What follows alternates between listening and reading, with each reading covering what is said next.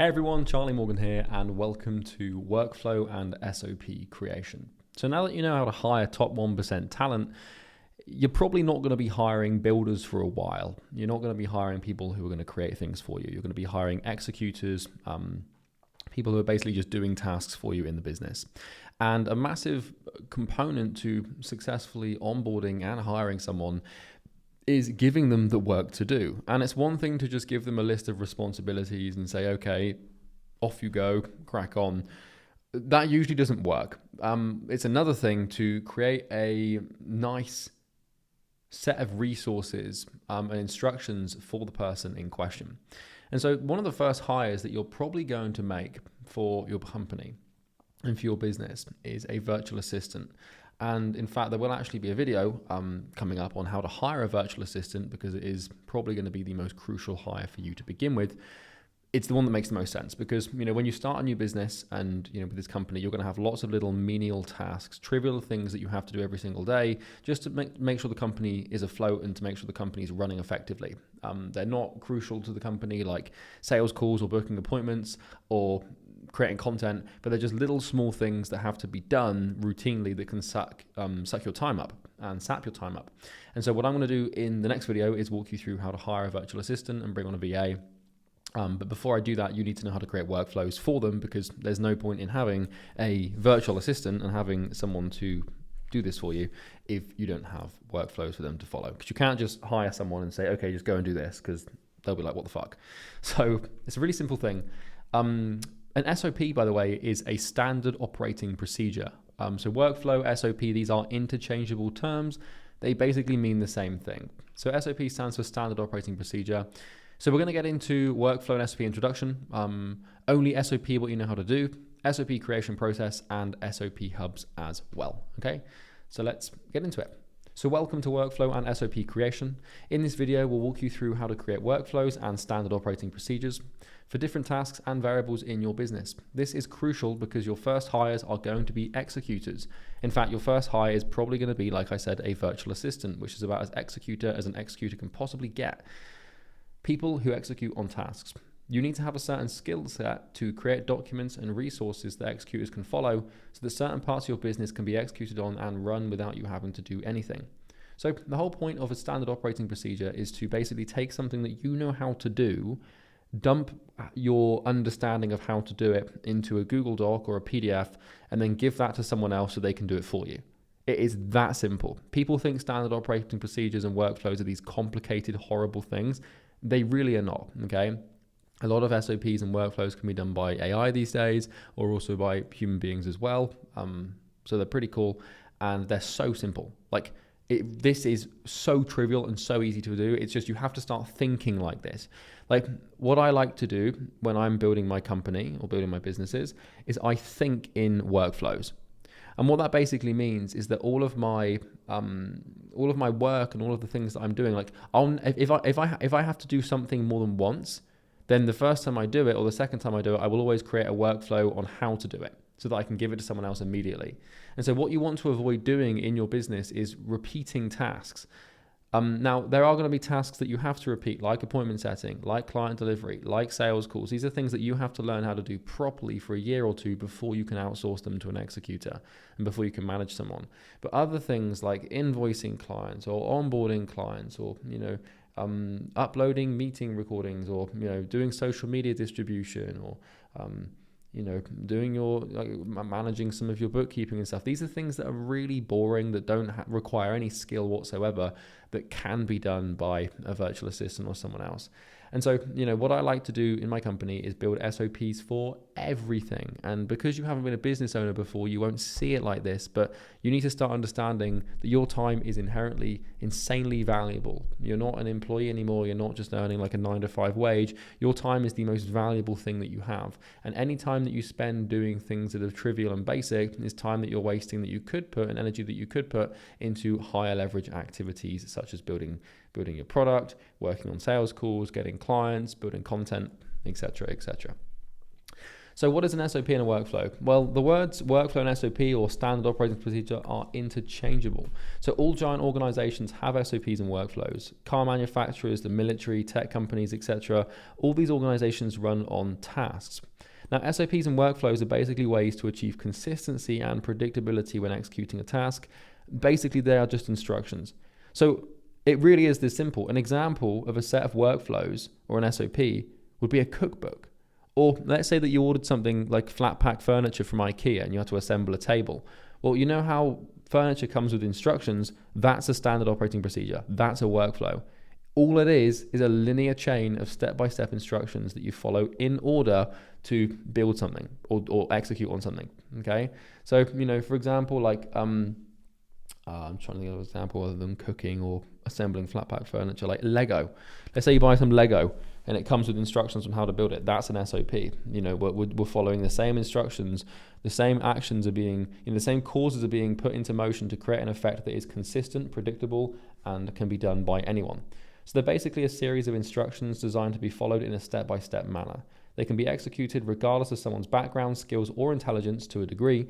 Really not complicated at all. And honestly, the best SOPs and workflows could really, truly be followed by an 11-year-old. Like, if you want to know if your SOP is good or not, and if you want to know if your workflow is good or not, ask yourself if it could be followed by a child.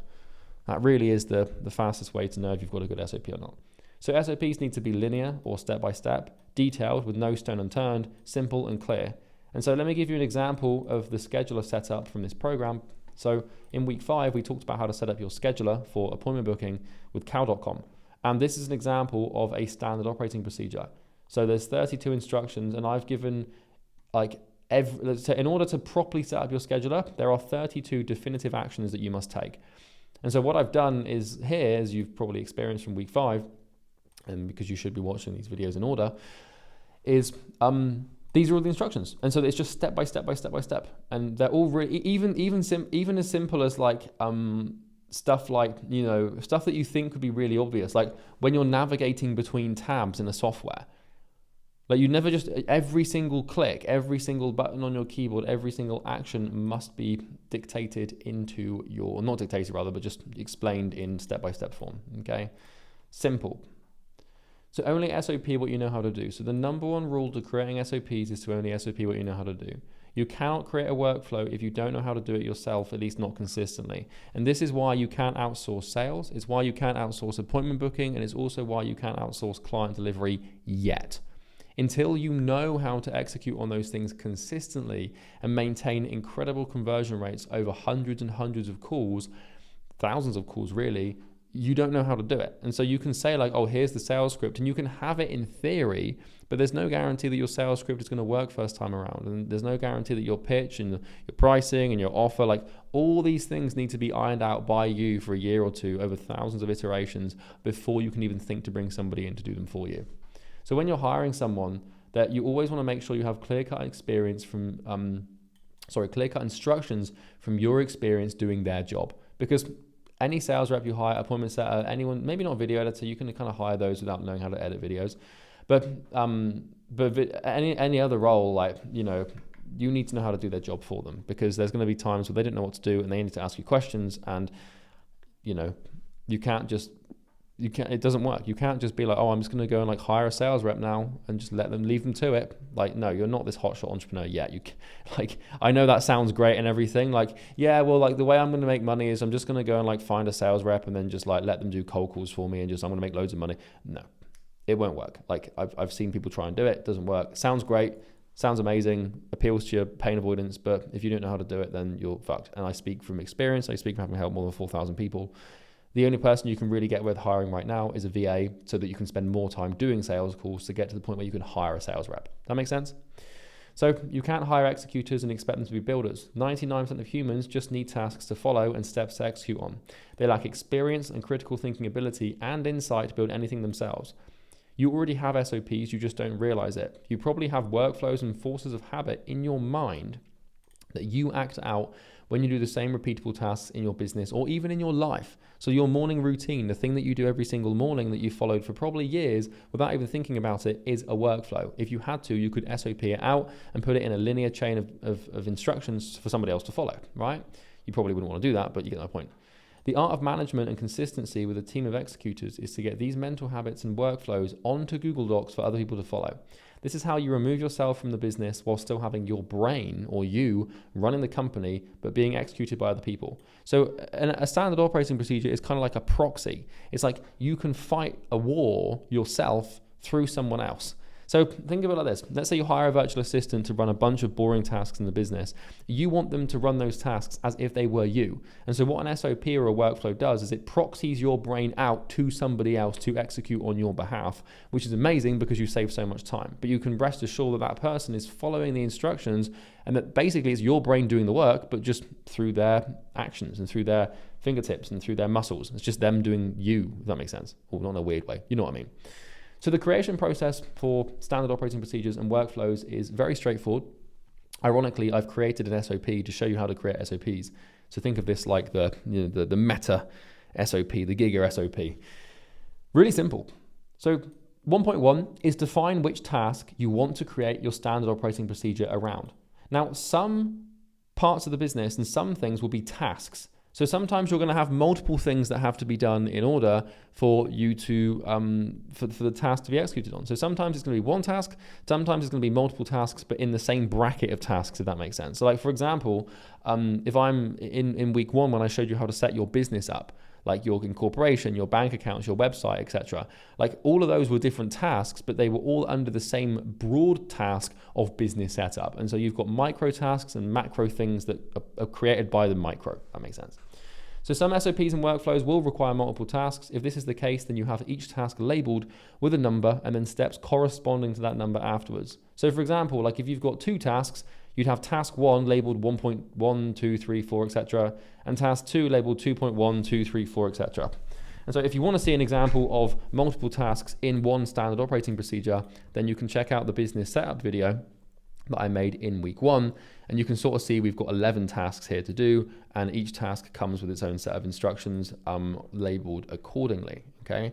And this is pretty crucial that you label it like this, otherwise people are going to get confused and it seems really overwhelming.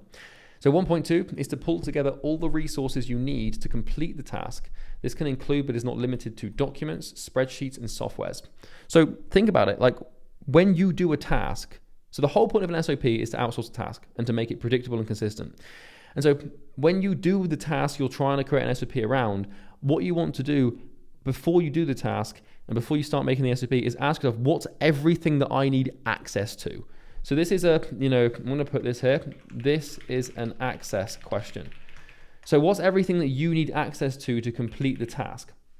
So for example, you might need access to a specific software. You might need access to a specific spreadsheet. You might need access to a specific person. You might need access to a specific document. You might need access to a specific bank account. You might need access to anything, to a specific Slack channel, a specific email account, think of everything you need to have access to properly execute on this task. And what you want to do at the beginning of the standard operating procedure is you list out those access points. So in the SOP, you're going to put in the sheets that they need, the docs they need, the resources they need, the PDFs they need, the logins they need, like the verifications they need, everything. That makes sense. So you can't just give people instructions without giving them access to the things that they would use to follow the instructions, if that makes sense. Kind of think of it like this, like when you get flat pack furniture and you're assembling like a table or something, what the company will do is they'll give you like a screwdriver, because you need access to a screwdriver, like the tool, in order to execute on the task. Or they might give you like a small hammer, or they might give you like a level, or like something to like a measuring table or something. And so it's kind of like you need these tools, and you need access to those tools in the same way that you need access to softwares, etc., etc. Okay, pretty cool. So basically, you want to get everything open in different tabs or windows, ready to complete the task without having to go into the things as you complete it. This is to keep things simple and make instructions easy to follow. So what you want to do to start with, and actually go ahead and create the standard operating procedure, is create a Google Drive folder inside of your company Google Drive called SOPs or workflows, whatever you want to use. And then create a subfolder for the department of the relevant of the business relevant to the SOP that you're creating. So for example, you'll have a sales SOP department, marketing SOPs, setting SOPs, client delivery SOPs, finance SOPs, operations SOPs, etc., etc. Then what you want to do is create a document in the relevant department and name it according to what it is. So it could be like, onboarding SOP, or, cash flow management SOP, or, client support SOP. It should be super duper clear what the SOP is, and it should also be searchable within Google Drive so that when you want to find it, to give it to someone, you can search real quick and easy.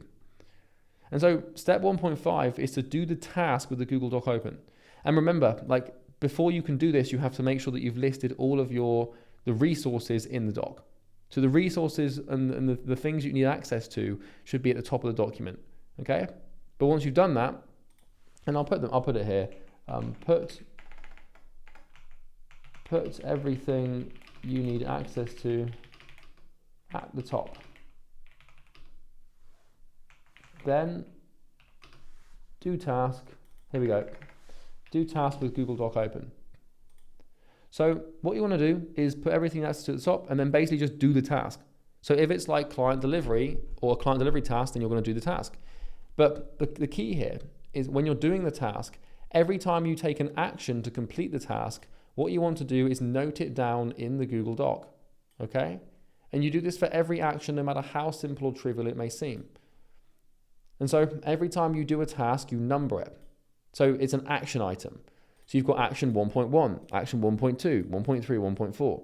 And you need to make sure these are organized properly. And if you're wondering, like, how do I know, like, what order to do them in? Well, it's the order in which you do them in. It's linear. So you click this button, then you enter this thing, then you go to this software, then you go to this spreadsheet, then you drag this here, then you do this here, then you say this, and you do this. It's got to be in order of what you do. And every click, every stroke of the keyboard, everything needs to be in task format, formatted by numbers. So you want to do this even if you're not hiring yet, because it's great to have this for yourself. And if you ever get lost, but it's also allowing you to move and hire real fast when you need to bring someone on. Workflows make your business consistent, clear, understandable, and simple. So I have workflows, I'm not even joking, and SOPs for every single part of my business. Everything. Like if you say, Charlie, how do I do this? Just bang, task. How do I do this? Bang, task. Like if anytime anyone messages me on Slack or any team member, and they're like, how do I do this? There is almost always a Google Doc that I've created for them, or that one of my executives has created for them on how to do it. Everything, literally everything, okay? And then what you want to do is make any visuals that might support or help someone understand the process. And this is pretty simple because, you can hop into Miro. I like to use Miro. In fact, I'll just put this here.